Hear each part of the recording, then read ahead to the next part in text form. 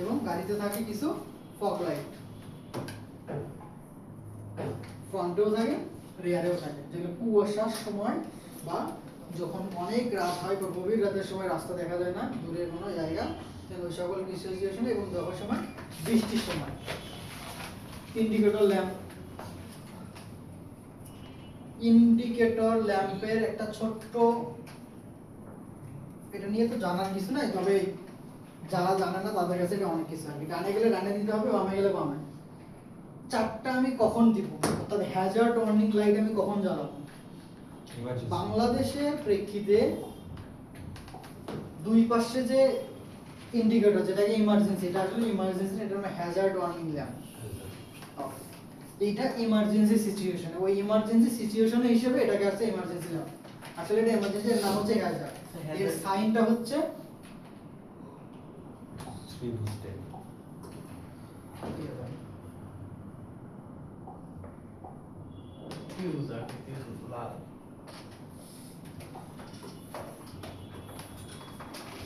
এটা হচ্ছে এর সাইন। এটা আপনি ইউজ করবেন বেশ কয়েকটা সিচুয়েশনে, বেশ কয়েকটা বলতে মূলত ব্যাপারটা হচ্ছে আপনি কারো থেকে হেল্প চাচ্ছেন,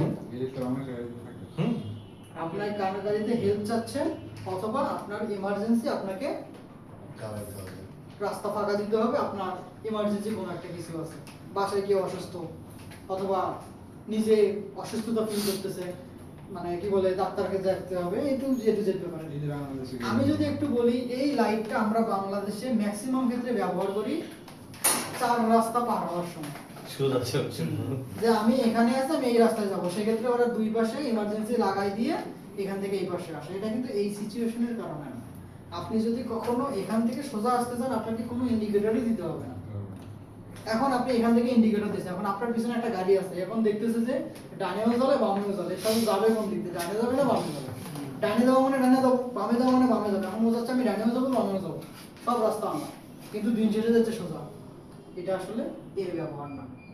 ব্যবহার হচ্ছে আপনি যখন ইমার্জেন্সি সিচুয়েশন ব্যবহার করবেন, সেই সময় আপনি এই ইমার্জেন্সি লাইটটা জ্বালান বা হ্যাজার্ড ওয়ার্নিং লাইট। আর যদি চার রাস্তা পার হন সোজা, আপনাকে কোনো সিগন্যালই দিতে হবে না, আপনি বরাবর যেতে পারবেন। আর বাংলাদেশে আমরা এই সকল কারণে ইউজ করি। তাহলে ইন্ডিকেটর, উইপার ব্লেড, যেটাকে কন্ট্রোল করতেছে উইপার মোটর।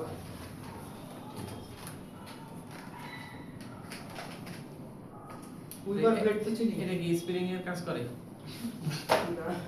গ্লাসে পানি আরে গ্লাস, ও আচ্ছা, গ্লাস মানে আমি মনে করি নিচের যেমন গ্লাসের পানি পরিষ্কার করার জন্য।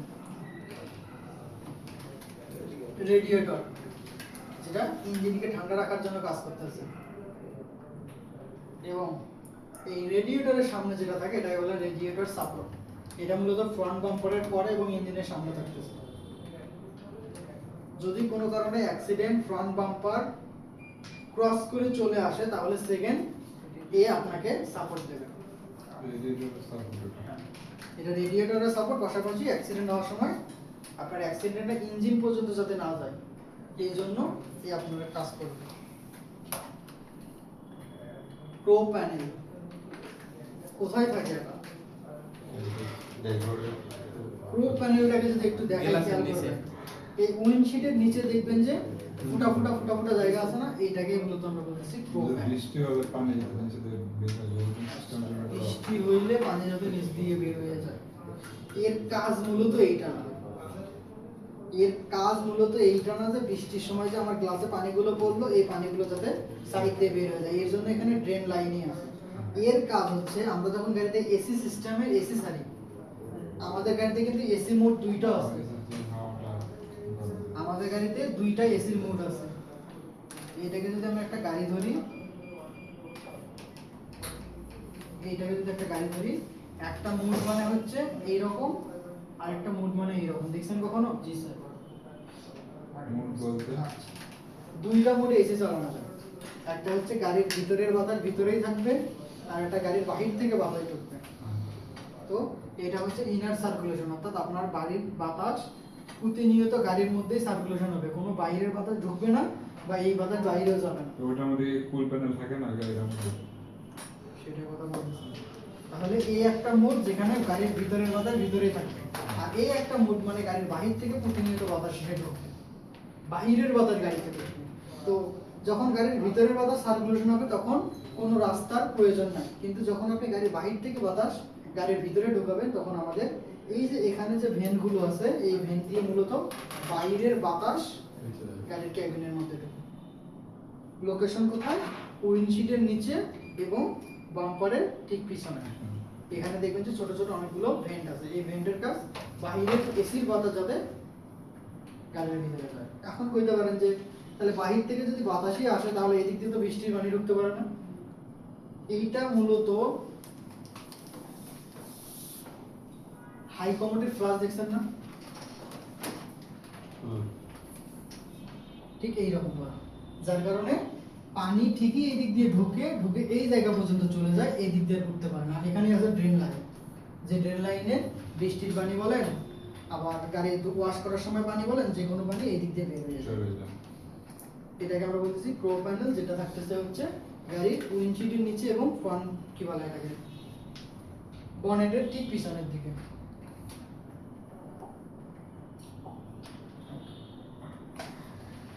এবার কথা কোয়ার্টার প্যানেল, কিন্তু আপনি তো একটু আগে এটাকে ফেন্ডার বলছিলেন।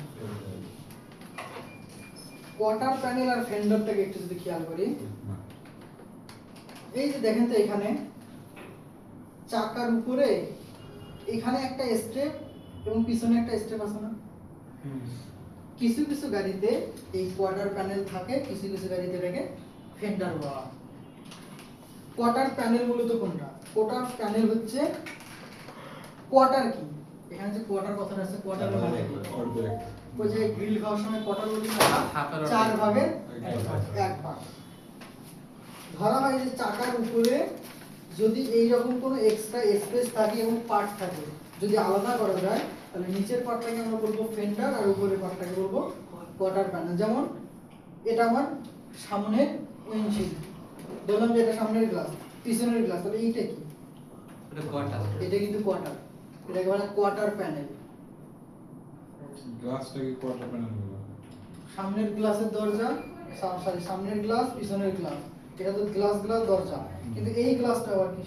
এটাই গ্লাসটাকে আমরা বলবো হচ্ছে কোয়ার্টার প্যানেল। তাহলে কোয়ার্টার প্যানেল কোনটাকে বলতেছি? যদি চাকার উপরে এরকম করে স্টেপ করা থাকে, এই স্টেপের উপরে এই পার্টটাকে কোয়ার্টার প্যানেল বলবো। এবার এসইউভি গাড়িগুলোতে থাকে, সিডান কার এগুলো থাকে না, থাকে যে প্রিয়াস টিয়াসে আছে। হ্যাঁ সিডানে থাকে না, যেটাকে আমরা একটু আগে ফেন্ডার বললাম, ফ্রন্ট ফেন্ডার। এবং এই ফেন্ডারের নিচে ঝুলানো যে জায়গা থাকে সেটাকে কিন্তু আমরা মার্কার বলতেছি। এইটা চিনেন? রাউন্ড করা। এইটা হচ্ছে এই চাকার মার্কার অর্থাৎ যেটা বলা হয়।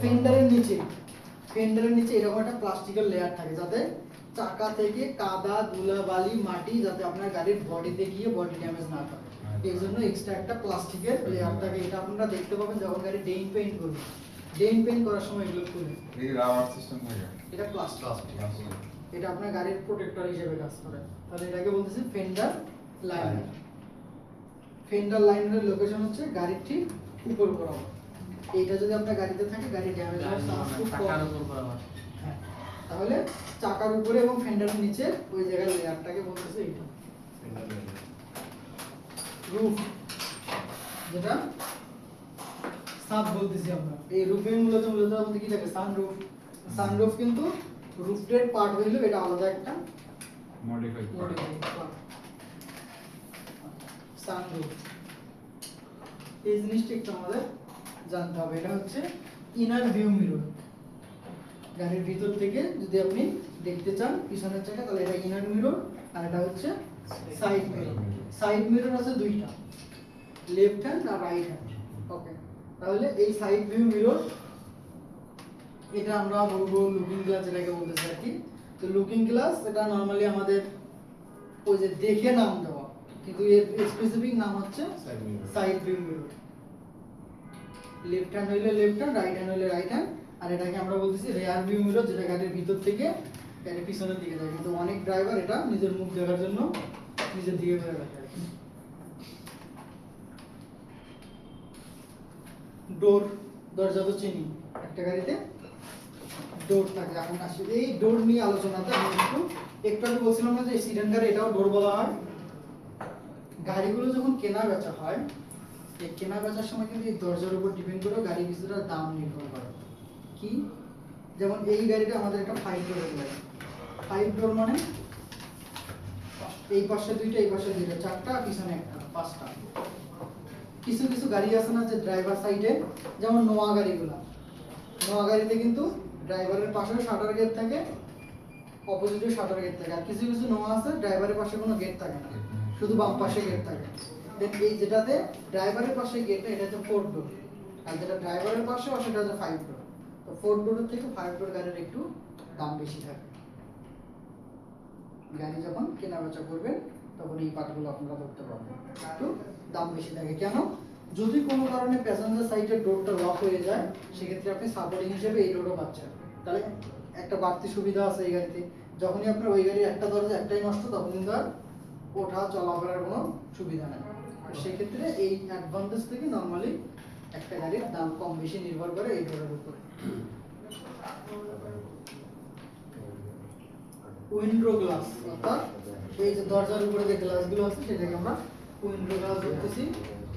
এরপর ওই যে কোয়ার্টার উইন্ডো, একটু আগে যেটাকে আমি শেয়ার করলাম, যে এই দরজার উইন্ডোর পাশে যে উইন্ডোগুলো থাকতেছে সেটাকে বলা হয় কোয়ার্টার উইন্ডো। ডোর হ্যান্ডেল, গাড়িতে দুই ধরনের হ্যান্ডেল আছে, একটা হচ্ছে আউটার হ্যান্ডেল, একটা হচ্ছে ইনার হ্যান্ডেল।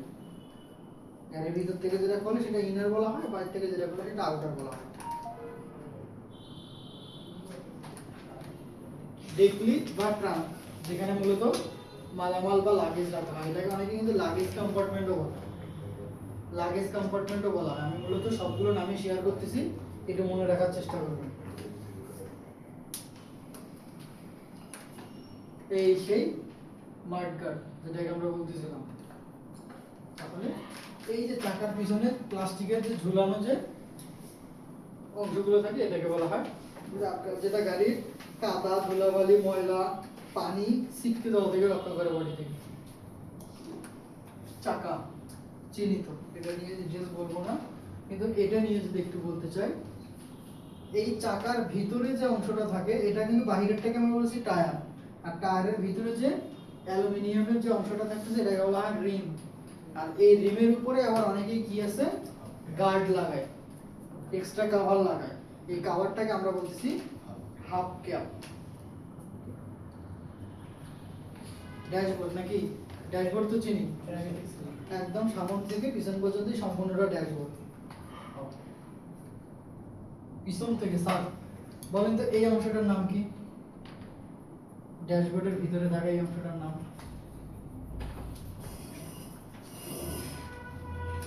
মনে আছে? এই অংশটার নাম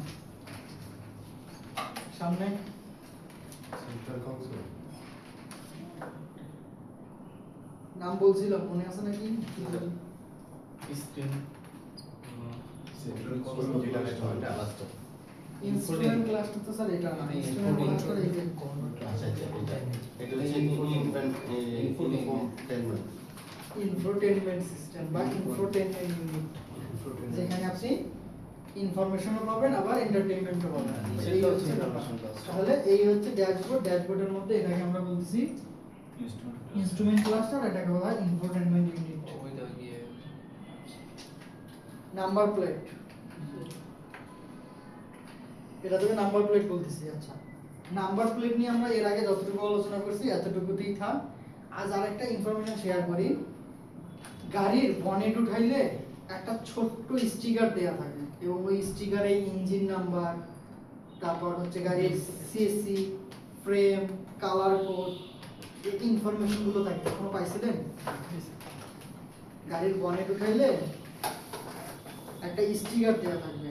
ওয়ার্কশপে যাবে না, ওয়ার্কশপে গেলে ওনাদের করবে কি অ্যাড আছেন আপনি? না হয় নাই আমার, ঠিক আছে আমি মোবাইলে প্রিন্টলে স্যার ইনফ্লুয়েন্ট একটু ছবিটা দেখুন, আমার ফোন মনে আছে, আমাদের একটু বুঝাই দিই।